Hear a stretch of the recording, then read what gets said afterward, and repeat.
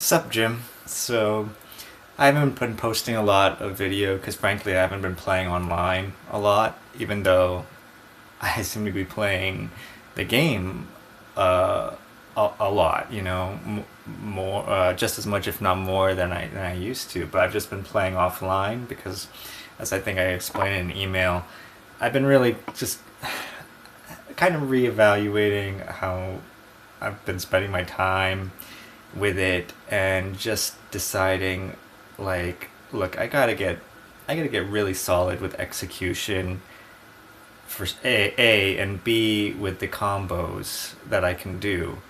Because without those it's just, I, I don't know, like I'm just not going to be able to even have the opportunity to do well online. And it's just about maximizing sort of my abilities with the game at this point.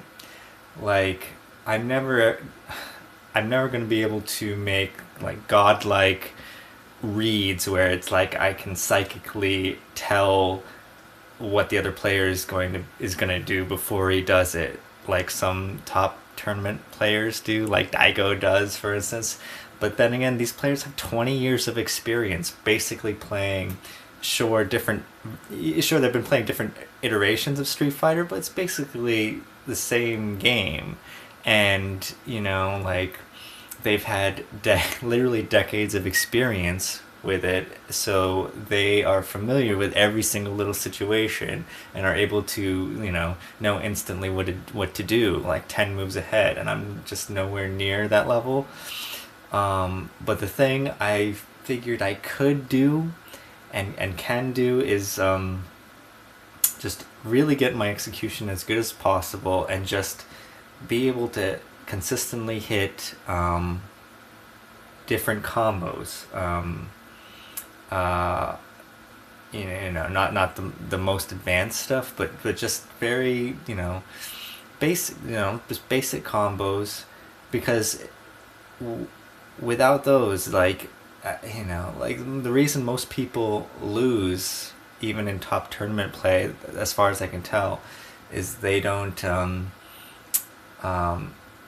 well, the lesser players make execution errors, which you see sometimes with the top players, but you know, kind of rare, rarely. But the other thing that, like, even top players sometimes struggle with is maximizing your damage with the combos. Like, once you get a hit that can start off a combo, if you don't complete that combo, you're just giving your opponent just more opportunity to come back in the match and beat you. You know, so you got to maximize the damage, all possible damage that you can get. Um, and the third thing I've been sort of doing is familiarizing myself with the other characters' like moves, and knowing how exactly, like, the spacing. Like, spacing's so important. Like, everyone says that's why Daigo is so good and stuff like that. Like, all the top players have just excellent spacing because they know exactly how far to distance themselves or how close, you know, based on what their opponent, like, can do. Like, there's a literal distance to every attack that every character has, and knowing that, gives you just a stark advantage. And that's sort of why someone who just picks up the game for the first time, it's like it's a game that requires you to have some sort of knowledge about it. It's not it's sort of, you can know the moves and know what the buttons do, but someone who picks it up for the first time will never beat even a player like me, because they just, that's stuff like combos and ranges are so important. And um, so yeah, I mean, that's sort of what I've been really trying to concentrate on, that stuff. And it's much easier to do that offline, because online you're sort of learning on the fly with people with wide ranges of skill levels. You know, 1 minute you're playing someone like just awesome, you know, and the next minute just someone that just seems like they picked up the game for the first time. And it's really hard to learn stuff, especially since the matches are so short. You know, you go into a ranked match and, you know, you play each other 2 or 3 times and then that's it. I think in Ultra they're gonna include a mode where it's an infinite training room where you can, you know, you and somebody else can online can just play in training mode and like endlessly with no end game. Like you'll have a life bar, but when it reaches 0, it doesn't kill you. That sort of thing. So you can just fool around just all the time, you know, endlessly in training mode, and that would be a real help if you could find someone willing to do that and, you know, possibly help you out, like stuff like that. So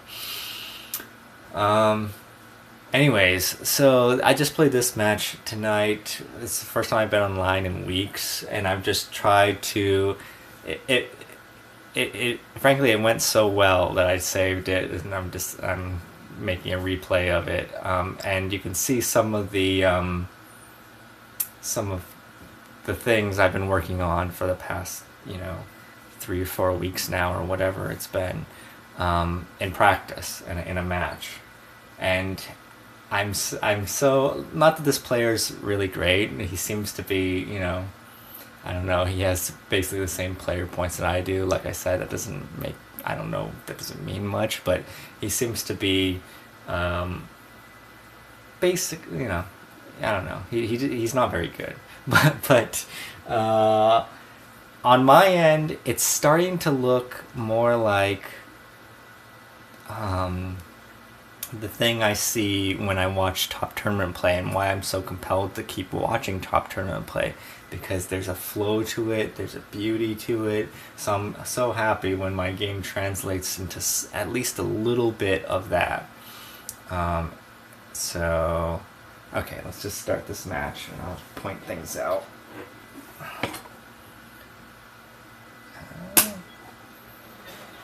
Alright, I'm playing a Cody player for starters, and I know he doesn't have a good wake up, so you're going to see me do a lot of jump-ins, and I can do that safely because he doesn't have a DP.